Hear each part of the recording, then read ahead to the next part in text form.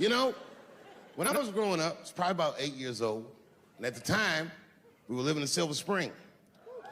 Yeah. Yes. Common misconception about me in D.C. A lot of people think I'm from the hood. That's not true. But I never bothered to correct anybody because I wanted the streets to embrace me. As a matter of fact, I kept it up as a ruse. Like sometimes I'll hang out with rappers like Nas and them, and these motherfuckers will start talking about the projects. Yo, it was wild in the PJs, yo. And I'll be like, word, nigga, word. But I don't know. I have no idea. My parents did just well enough so that I could grow up poor around white people.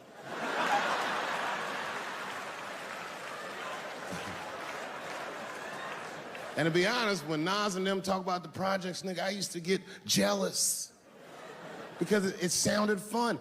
Everybody in the projects was poor, and that's fair.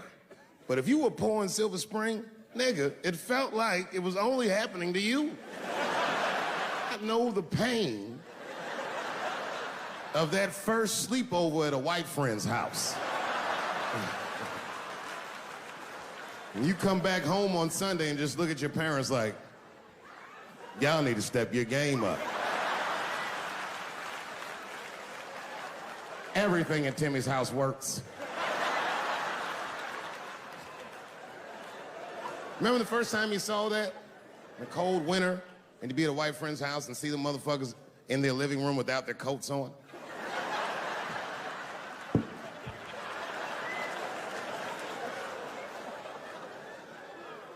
Timmy was one of my first white friends, like, in my life, man. He was a good dude, too. He moved to Silver Spring from Utah, of all places. I guess his family was affiliated with that Mormon church they got down there, and me and him used to hang out. And one day I was at his house, we were just hanging out, and Timmy says, Dave, why don't you stay for dinner tonight? I said, oh, man, I'd love to, but I can't. If I'm not home before dark, my mother will kill me. That was a lie. My mother had several jobs. I hadn't seen her in like 3 or 4 days. At that point in my life, it was my experience that white dinner wasn't delicious.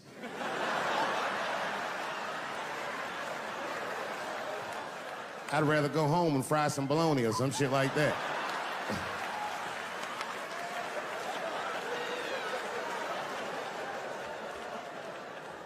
But then old Timmy threw me a curveball I wasn't expecting. He said, it's too bad you can't stay, Dave, because Mom made stovetop stuffing. I said, what the fuck, stovetop? Well, hold on, nigga, let me make some phone calls real quick. I had seen that commercial so many times, I had dreamt of getting my hands on some of that stovetop stuffing. And finally, I met a motherfucker that actually had a box of stovetop in the house. I couldn't miss this opportunity, so I pretended to call my mother. And then I came back and I said, Timmy, you're not gonna believe this great news.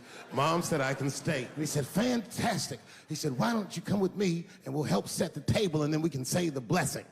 I had no interest in setting this motherfucker's table or saying these crazy-ass Mormon prayers. I just wanted that goddamn stuffing. My hands first. My plan was simple. Wash my hands slowly, and by the time I'm done, the table will be set, the blessing will be said, and all that there will be left to do is eat. Went to the bathroom. I washed my hands very slowly. I must have been in there for about 10 minutes. And suddenly, one of his mothers came to the door.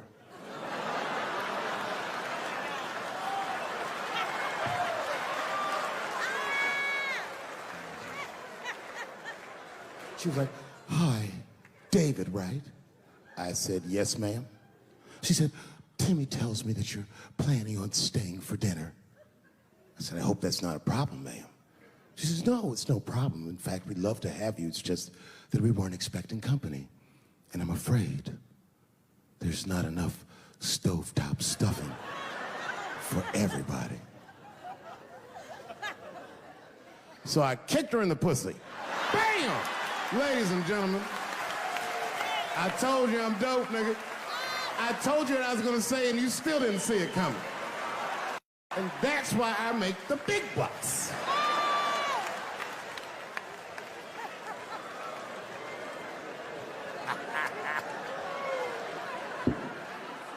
Oh my God. But there's a more important reason that I would stop doing comedy right now. And this reason is the real reason that's been percolating, and it really is the crowd, not you. I'm talking about the crowd on the big stage. It's too hard to entertain a country whose ears are so brittle. Motherfuckers are so sensitive, the whole country is turned into bitch-ass niggas.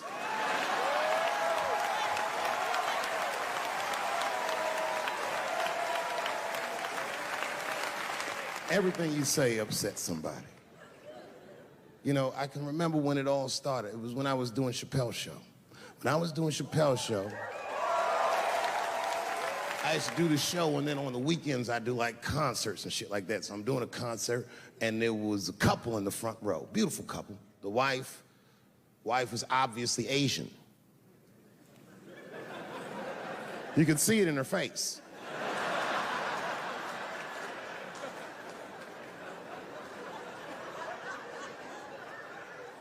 The husband, this motherfucker was mysterious, to say the least. Couldn't quite pinpoint where he was from. Caramel-colored fella, very nice hair, but he could have been from anywhere. Bangladesh, Mexico. I can't guess with a nigga like this. All I knew for sure about this guy is that his wife was a bitch. I could see that in her face, too. No, he was laughing and having a good time, and she was scowling at me at a goddamn comedy show. I couldn't figure it out. And then I realized at some point that she was pregnant, and I was smoking on stage. I said, oh my God, that's probably why she's mad. So I started to put my cigarette out, but then she hit me with one of them fake non-smoker calls. So I just kept smoking. I thought to myself, bitch, that babe will be fine, relax. And I tried to break the tension. I just asked her, that's all I said. I go, hey, where are you guys from anyway? And I could tell that she was on to me. She goes, very condescendingly, she says, I'm from California. If you're asking my ethnicity, I am Chinese. He was like, I'm Mexican, bro. I said, well, I'm sorry if I offended you by asking, but you're a very beautiful couple. And miss, there's no question that you're gonna give birth to the hardest working baby this world has ever seen.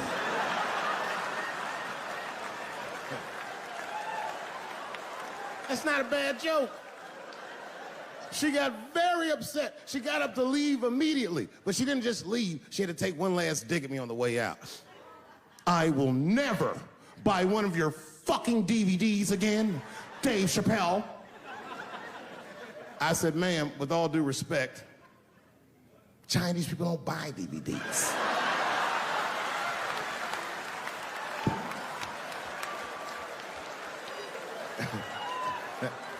And the crowd went crazy. We were all laughing, having a good time. I didn't even think anything of it. And then just 3 days later, this lady sends a fucking letter to my promoter telling him not to book me for shows anymore because I was, quote, racist, and I'm quoting her, insensitive to the nature of my interracial marriage. I was like, word, bitch, I was.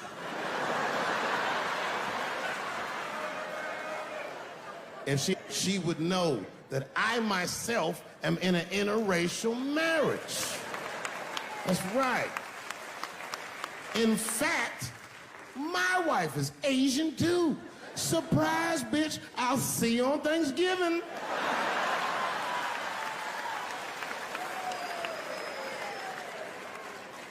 But my wife's not Chinese. She's Filipino. That's right, that's right. And our kids are Puerto Rican somehow, so there you go. But I don't give a fuck about interracial marriage. In fact, you know what? My mother is half white. A lot of people don't know that. Well, all right, you were a little too excited, but okay. A lot of people don't believe me when I say that, but it's true. You can't tell looking at me, but if I grew my hair out, you would think you was at a fucking Cat Williams concert. My shit is beautiful. Motherfuckers are just taking it too far. I don't know why or how everybody got this goddamn sensitive. You know who hates me the most? The transgender community. Yo, yeah, these motherfuckers. I mean, I didn't realize how bad it was. These motherfuckers, I was really mad about that last Netflix special.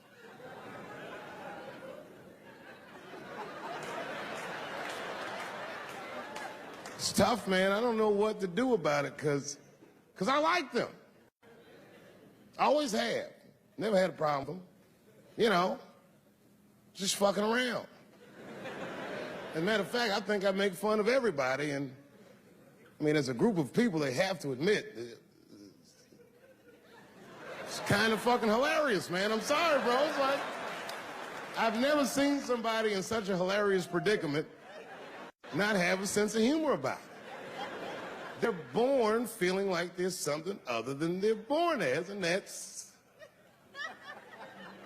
kind of funny, you know? I mean, it's funny if it's not happening to you. It's like that white black bitch that's in the news all the time. Rachel Dolezal. She's a white woman, but then she dressed up like a nigga and shot her way up to the very top of blackness. And I always wanted to meet her just so I could understand. I just wanted to, like, have dinner with her so I could just look in her eyes and call her a nigger to her face. The fuck is that bitch talking about? I identify black. That is trans talk, lady. Stop biting. Stop biting. There's a big difference between her and a trans. The difference between her and a trans is I believe transgenders. I don't understand them either, but I know they mean what they say. Them niggas cut their dicks off. That's all the proof I need. I've never seen somebody just throw their dick away. Don't need it.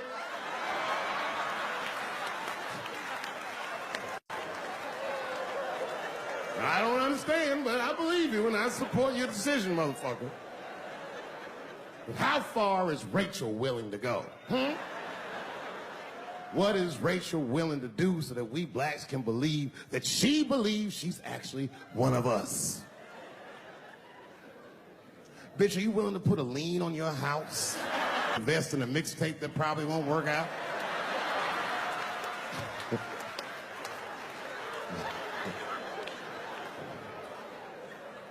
She didn't even change her name. Didn't even change her name. Her name is Rachel. I can't believe in that name. If you want my support, you're gonna have to change your name to the blackest shit I've ever heard. Bitch, you're gonna have to change your name to Draymond Green. I don't know a blacker name than that. That shit is black on paper. If you type Draymond Green into Airbnb, that shit will log off automatically.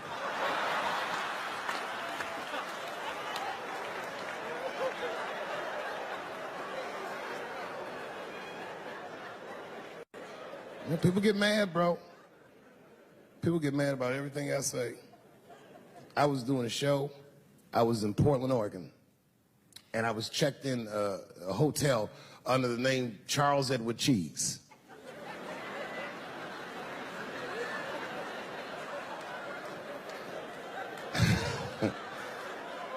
I came back, and there was a note. It was like a letter on my desk. It was addressed to Mr. Cheese. So obviously, I'm going to assume that whoever wrote this letter must be an intimate friend of mine. This is not some kind of name that a person would just guess. But then I opened the letter, and it turns out I don't know this person at all. It's a fan letter. You know, I'm not even used to the idea that I have fans, but I'm grateful for it. And even though I'm grateful for fans, I don't read those letters. Be nice if I did, but realistically, it's like, what am I, Santa Claus, nigga? I don't have time for this. Like, got shit I want to do. I'm trying to chill. read all these dreams and wishes from strangers. But I read it. I'd already opened it. So I just read the whole letter. And you know what, man? Whoever wrote this letter truly loves me. I mean, they were really fucking nice in the letter. And then they described to me what it was like to come to the show, how excited they were, how much fun they were having. And then they said that when I got to my jokes about transgenders, that they were, quote, devastated. Because it turns out that whoever wrote the letter was transgender. Now, I'm going to be real for a second. You got to understand, I never feel bad about anything I say up here.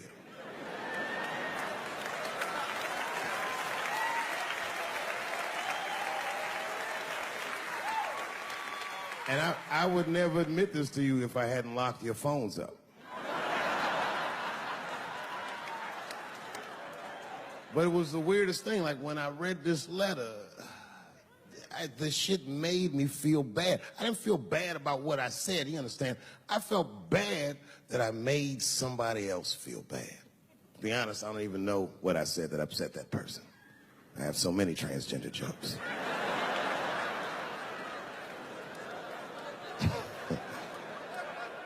But I feel like it was probably this joke I'm about to tell you right now.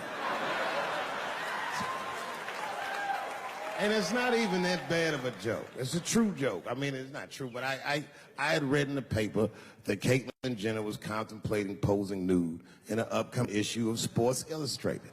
And I know it's not politically correct to say these things, so I just figured, fuck it, I'll say it for everybody else. Yuck.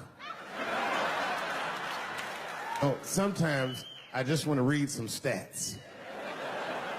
I don't know why you're gonna cram some man pussy in the middle of the sports page like this. I just didn't think that was the place for it. But I wasn't saying anything like Caitlyn Jenner's a bad person. I'm not mad at her for doing it. I'm not even mad at Sports Illustrated. If I'm mad at somebody, I'm probably just mad at myself. You understand? Because deep down, I know that I am not strong enough to not look at those pictures.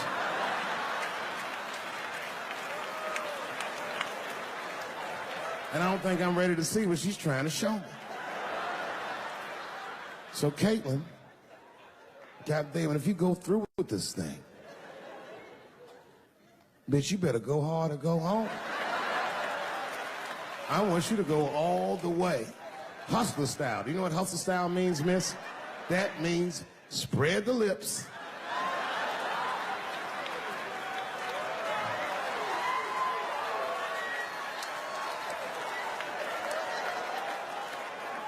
I hope she spreads her lips and there's an itty bitty dick inside. Ah! The show is behind the curtains.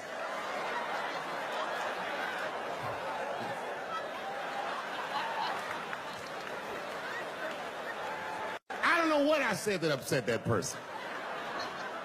But I'm gonna tell you something. When I read that letter, and the moments after I read it, I did something that many black men in America do not have the time or the money to do. I thought about how I felt.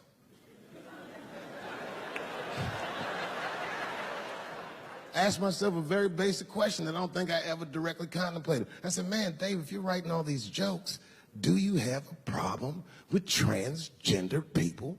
And the answer is absolutely not. The fuck do you guys think I am? I don't understand all the choices that people make.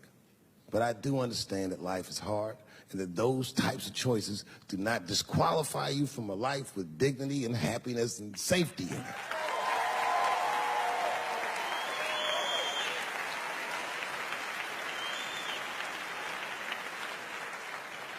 But if I'm honest,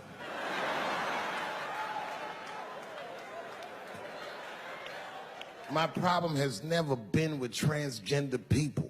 My problem is transgender people. I just feel like these things should not be discussed in front of the blacks. It's fucking insulting, all this talk about how these people feel inside. Since when has America given a fuck how any of us feel inside.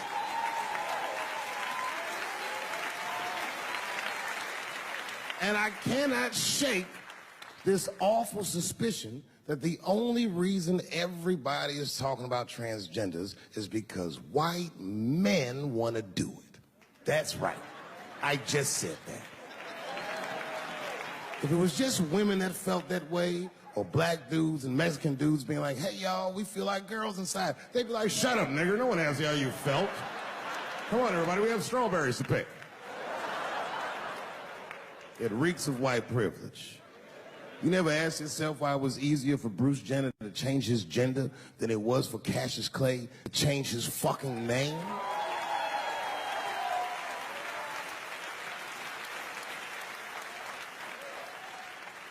And if I were to be brutally honest, the only reason I ever been mad at the transgender community is because I was at these niggas for 6 songs straight. I had no idea. And then the lights came up and I saw them knuckles. I said, oh no! And everybody was laughing at me. Hi, world star. I said, why didn't you say anything? And then I heard that sultry voice. I didn't say anything, Dave Chappelle, because I was having a wonderful time. And I wasn't sure how you'd feel about it. I said, you knew how I'd feel. And she said, I'm going home. I don't want any trouble from you. I said, home? It's only 2 songs left. I mean, we might as well finish tonight. And we ended up having breakfast together. Oh, grow up. That doesn't make me gay.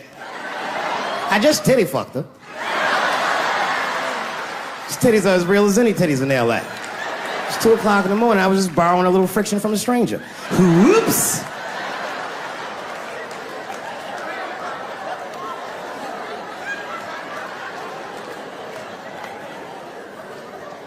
It's the madness of youth.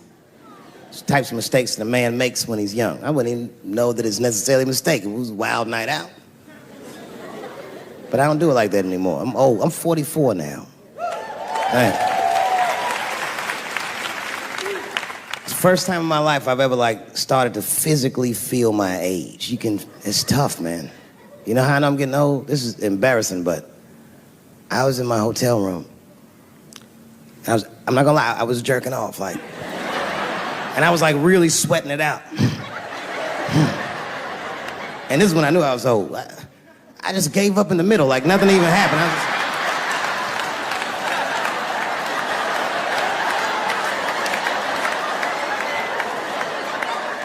I don't like looking at my dick anymore. My dick looks distinguished. It's old, an old looking dick. It's got salt and pepper hair all around it. My dick looks like Morgan Freeman in the 90s. Without the dots. My dick narrates. Dave pulled me out and started jerking me around and jerking me around. But not with the same vigor as when he was young. He and I both knew nothing was coming out.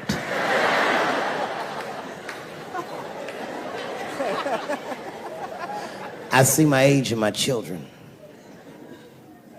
I came home from the road. This is not long ago. I've been gone for, if you can picture, I was gone for weeks and weeks. And when I came back, nobody was home. Now, one person in my family thought that maybe I'd like to see them when I got back. They knew when I was coming back, but they just weren't home. And that shit was a wake-up call. You know, when my kids were little, and the tour bus would pull up to the house, these motherfuckers would spill out. Dad is home, hooray! And they'd hug me and kiss me, and then as the years went on, they'd get less interested. Hey, everybody, look, it's Mr. Promises back from the road.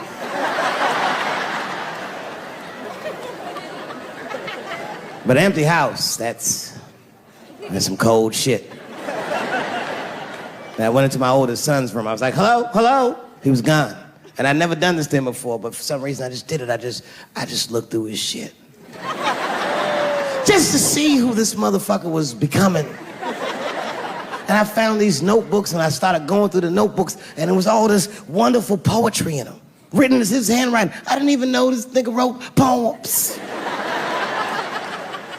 And then I looked through his drawers, and I opened up his middle drawer, and I found this rolling paper. And I looked down at them papers like, oh, that's where that poetry's coming from.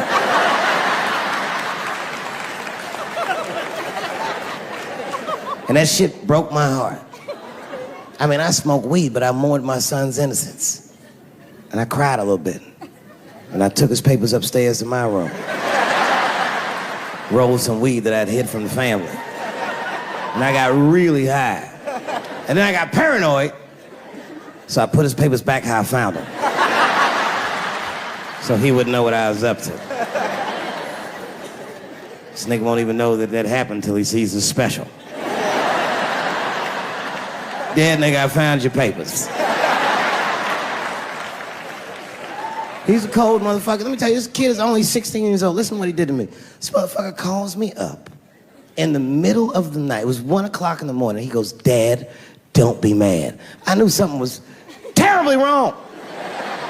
I said, what's going on? He said, listen, I'm fine. And don't forget, you told me to do this. I'm at a party, and my designated driver had too much to drink. And me and my friends need you to come pick us up. I said, Jesus Christ, it's 1 o'clock in the morning, nigga. I am shit-faced.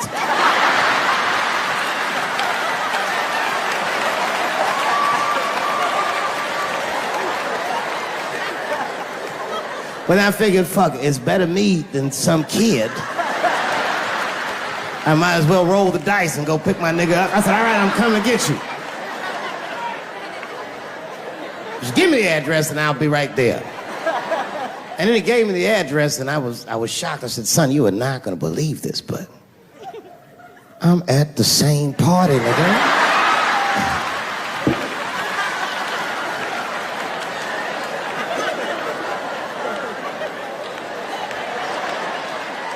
They grow fast, don't they? Can I ask you a weird question? I want to make you feel uncomfortable. You don't have to answer it, and if it doesn't go well, we'll just edit it out anyway. Is it weird to be the only white people in a row?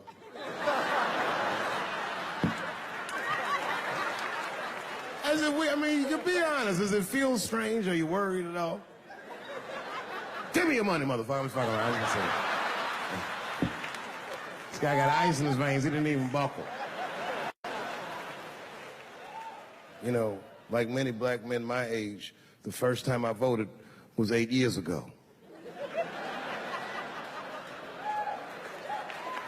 Right. I saw Obama on TV and said, oh, I'm voting for this nigga. I remember the day I voted for Obama.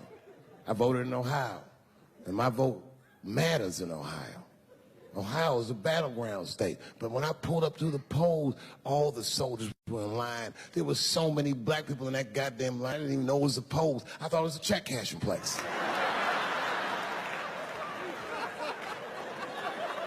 We were hugging each other, and old people were singing hymns and spirituals. They verdict times 10 or some shit.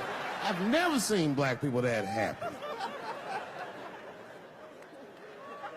8 years later, I'm pulling up to the polls again. This time, I'm driving a brand new Porsche because the Obama years were very good to me.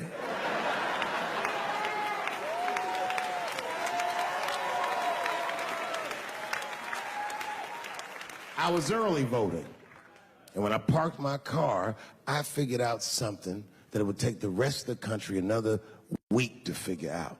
I understood that Donald Trump was going to be our next president because in Ohio, unlike D.C., you could see the results in the parking lot. Saw these goddamn pickup trucks and tractors and shit.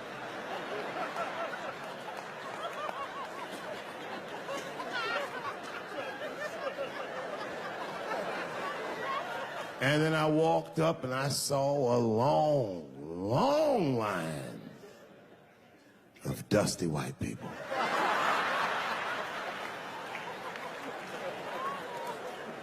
Yes, ladies and gentlemen, these were the poor whites. I must tell you, I've never had a problem with white people ever in my life. But full disclosure, we've gotten a lot of trouble out of them. And I've never seen so many of them up close.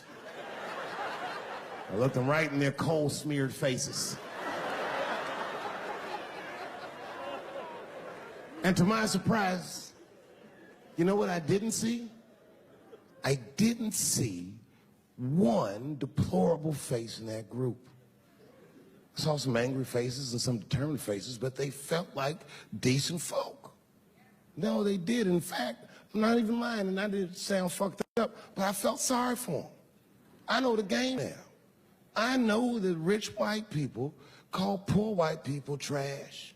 And the only reason I know that is because I made so much money last year, the rich whites told me they say it at a cocktail party.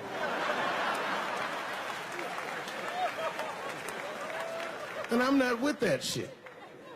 And I stood with them in line like all of us Americans are required to do in a democracy. Nobody skips the line to vote. And I listened to them. I listened to them say naive, poor white people things. Man, Donald Trump's gonna go to Washington and he's gonna stand there thinking in my mind, you dumb motherfucker.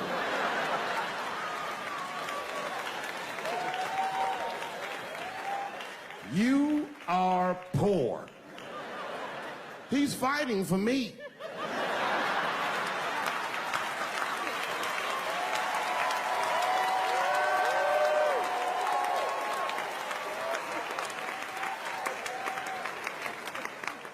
And they all looked at me. They could tell who I was voting for just as easily as I could tell who they were voting for. But do you guys know what we all had in common? Not one of us, not a single one of us, looked like we felt good about what we had to do in that booth.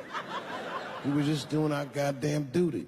Yes, I voted for Hillary Clinton. Of course I did. I voted for her because I liked what she said vastly better than I liked what he said. But to be honest with you, at that point, that shit was like watching Darth Vader do the I Have a Dream speech.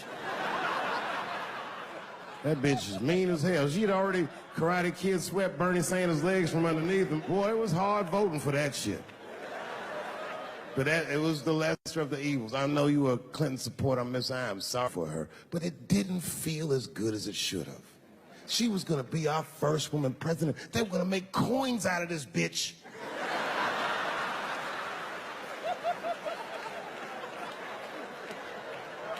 And somehow she just missed the dunk. Of course she should have beat him. Of course she should have beat him. You know what voting for her felt like? It was bittersweet. It felt like I was lucky enough to eat Halle Berry's pussy. And whilst I was doing so, she fucking farted in my face, man.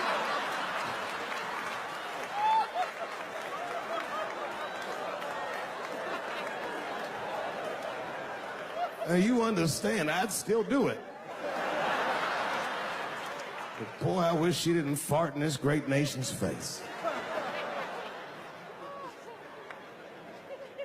I voted that day, and then that same day I flew to New York City. I had work. That night I was in a comedy club in New York, and I said to an audience almost exactly what I just said to you. And I didn't know that there was a journalist in the room. And this journalist wrote an article. The headline of the article said, Dave Chappelle is an avid. Yeah, I had no idea the paper said that. And you know how I found out? My wife called me from Ohio the next morning in a goddamn panic. David, what the fuck is going on in New York? I said, I'm being good, but what have you heard?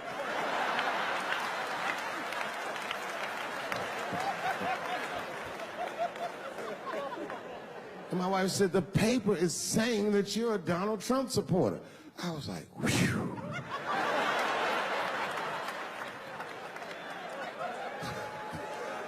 I said, don't worry about that shit, baby.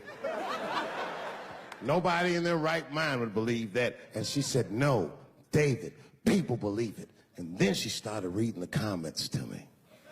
Oh, they were terrible. All these black people call me all kinds of Uncle Toms and shit. I should tell you, buddy, this is a very serious allegation from one black to another. I was incensed. Uncle Tom? How am I Uncle Tom, nigga? You the one that reads the Observer? Anyway, all this shit goes down around, and now Trump is the president, and I'm hosting Saturday Night Live.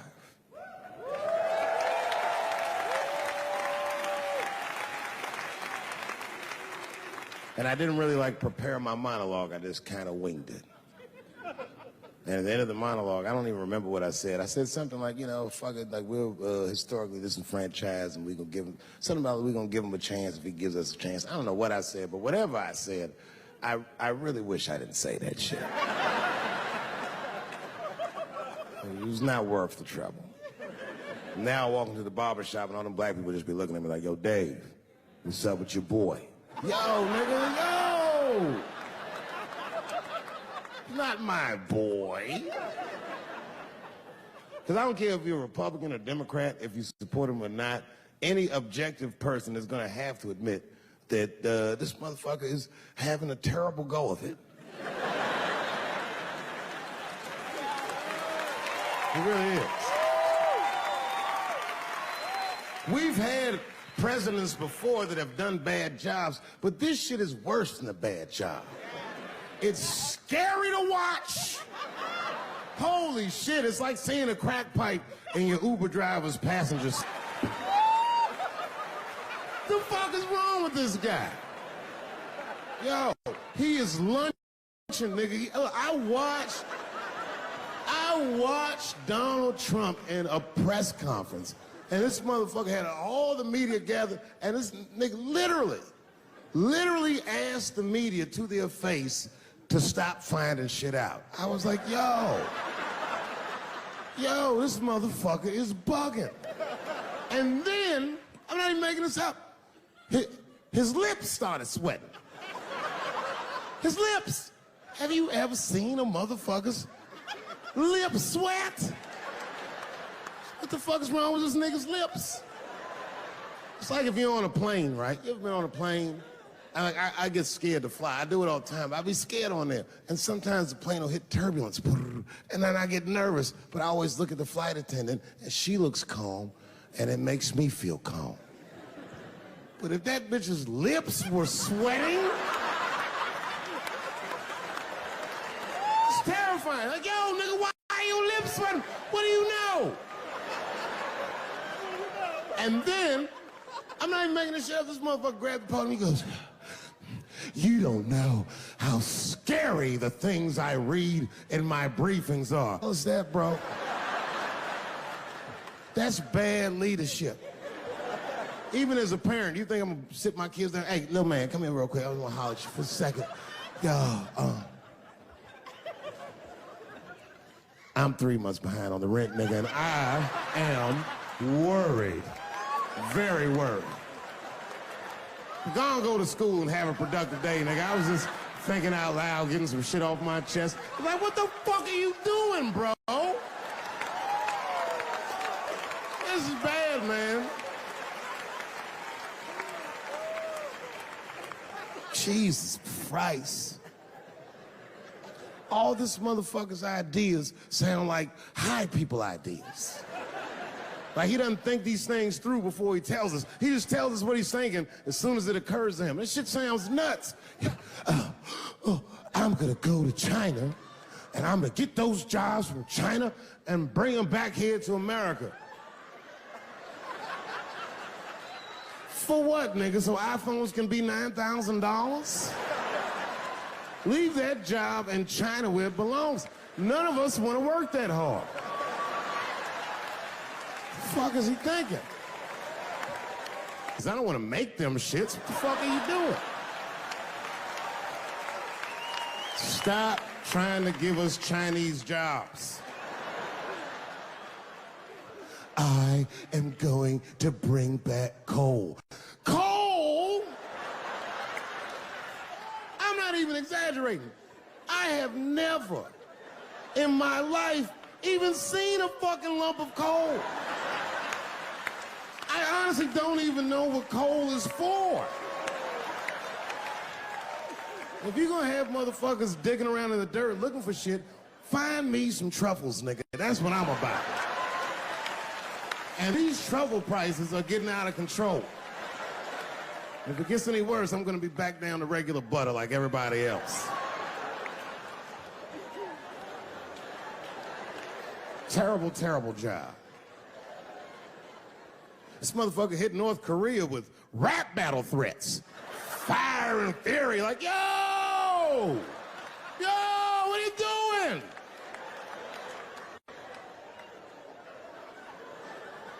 It's fucking Korea, man. Kim Jong-un is a scary motherfucker. He might be as crazy as Trump. Some scary shit. And if you one of them naive motherfuckers that thinks that a war with Korea is gonna be easy, then you don't play Call of Duty at 3 a.m. like I do. Because that's when the Koreans play.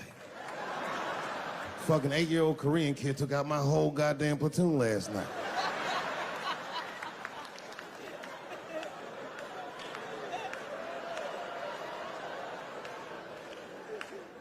I've never seen somebody in an office so high with the most just basic fucking solutions. Like, you know, we should not let any more Muslims in the country till we can figure out what's going on. Did he just say, figure out what's going on?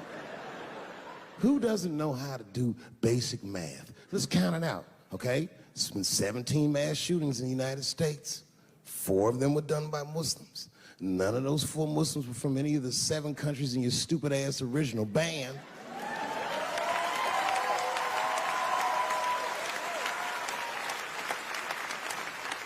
And since he brought it up, the other 13 shootings were done by the Tiki Torch whites. These are facts. And you don't see me trying to ban white people from the show to keep it's a fucking terrible idea because it's mean and it's racist. And most importantly, it would be catastrophic to my bottom line.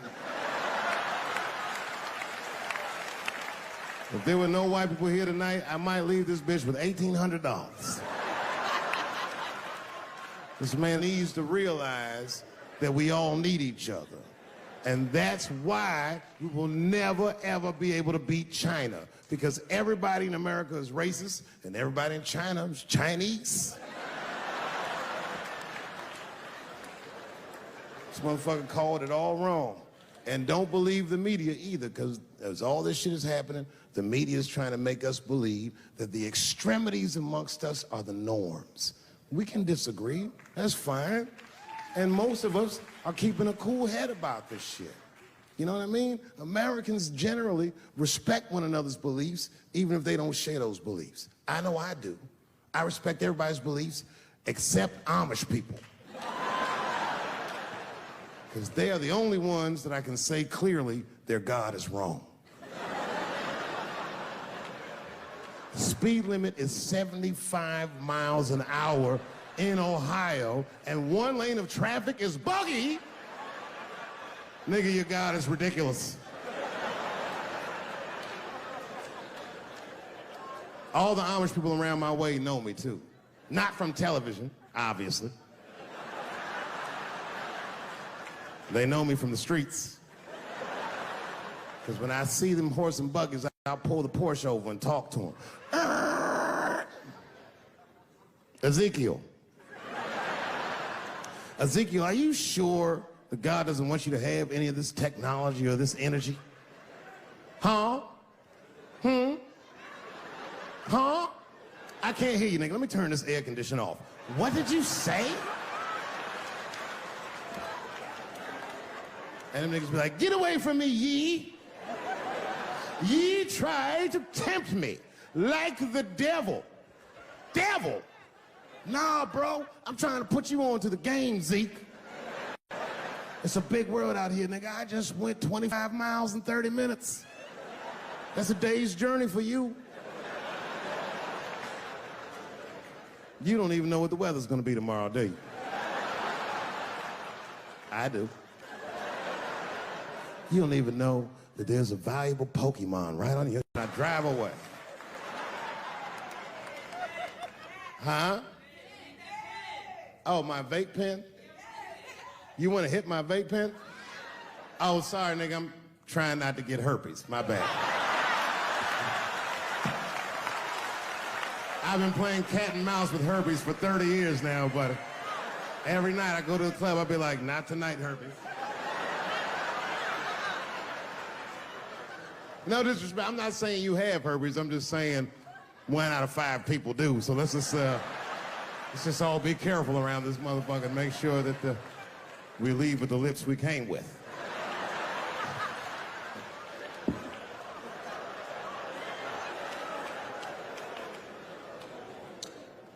Sometimes I think that the media is hard on Trump, because I'll see shit that they get on him about that doesn't seem bad to me.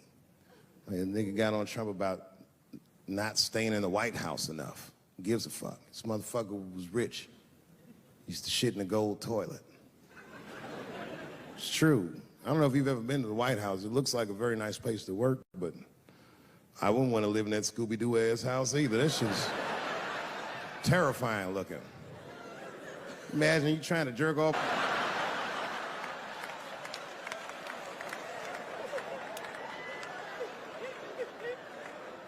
Shit, Bush didn't stay there either. He was rich too. He was like, fuck that, I'm going to my ranch in Texas. Obama was the first motherfucker to move into the White House like, this is a nice place. Look at this rug.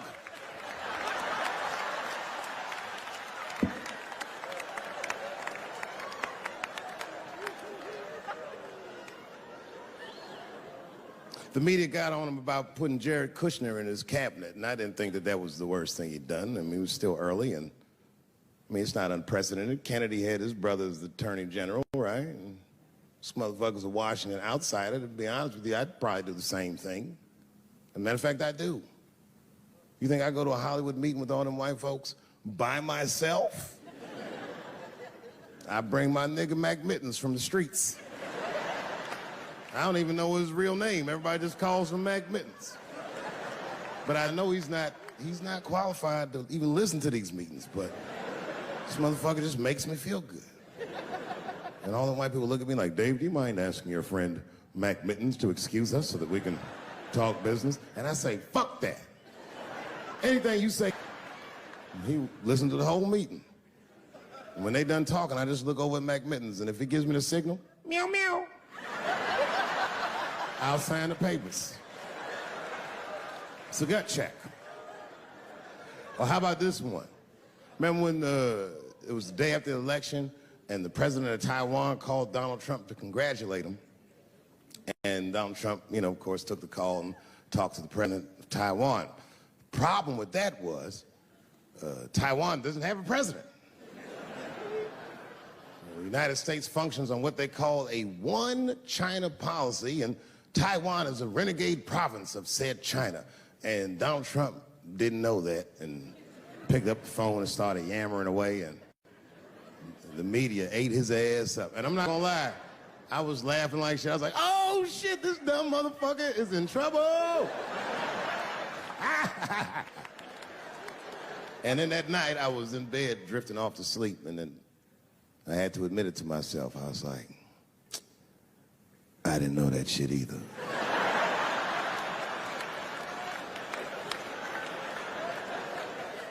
And then I realized the media got the story wrong.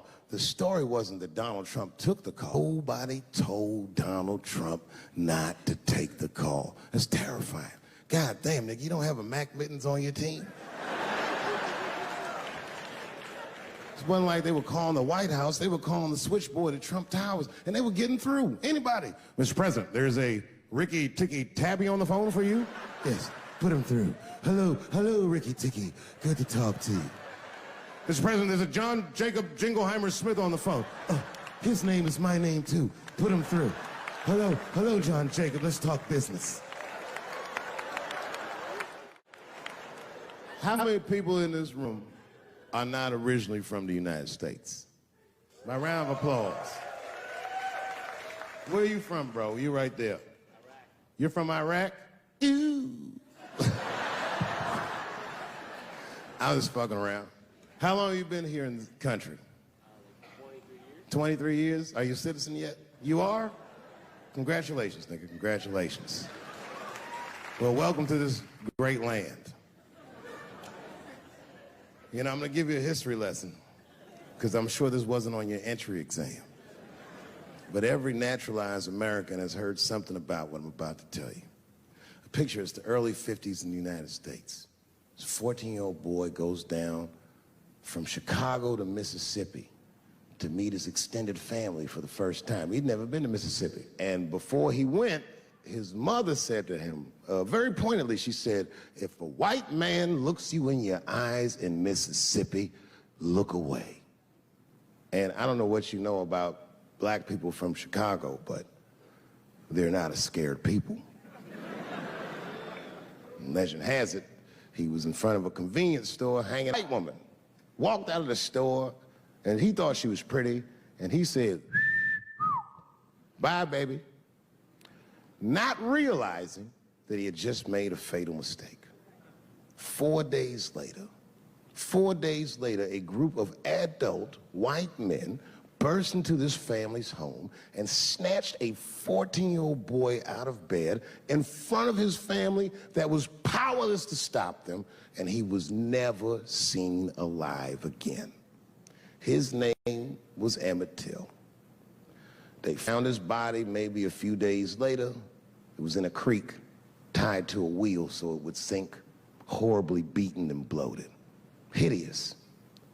And lucky for everybody in America, his mother was a fucking gangster. She was.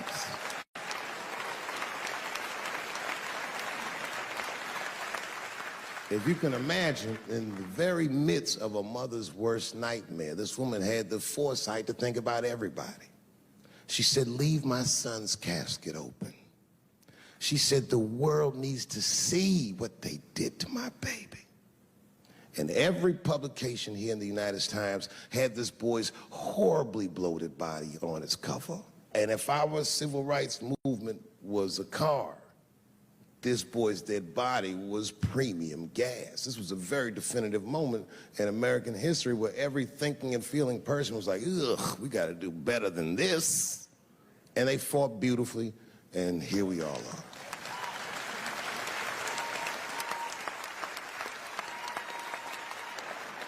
And the reason that I bring that up tonight and why it's relevant now is because less than a year ago, the woman that he allegedly whistled at admitted on her deathbed that she lied in her court testimony. And you can imagine when we read that shit, we was like, ooh, you lying ass bitch. Was furious. But that was my initial reaction. And initial reactions that we all learned as we get older are often wrong or more often incomplete. They call this phenomenon standing too close to an elephant. The analogy being that if you stand too close to an elephant, you can't see the elephant. All you see is its penis-like skin. And give it a better look. And on stepping back and thinking about it for a few moments, I realized that it must have been very difficult for this woman to tell a truth that heinous about herself at any point in her life, even the very end.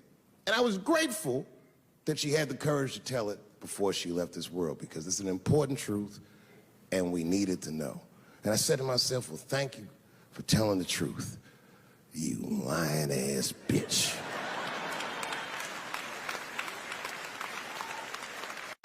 And then time goes on, and then after time, you can kind of see the whole elephant.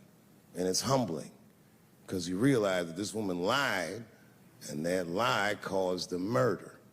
But that murder set in motion a sequence of events that made my wonderful life possible, that made this very night possible. How could this be that this lie could make the world a better place? It's maddening. And that's how I feel about this president. I feel like this motherfucker might be the lie that saves us all. Because I have never felt more American than when, Jesus Christ, it's good. And when it happens, I can see everybody that's struggling. So if I'm on stage and I tell a joke that makes you want to beat up a transgender, then you're probably a piece of shit and don't come see me anymore. Or if you don't understand that when a football player takes a knee during the national anthem, he's actually standing up for me, then you might not want to fuck with me anymore. But I swear, no matter how bad it gets, you're my countrymen, and I know for a fact that I'm determined to work shit out with y'all. And if that woman that said that heinous lie was alive today, I would thank her for lying. And then I would kick her in the pussy.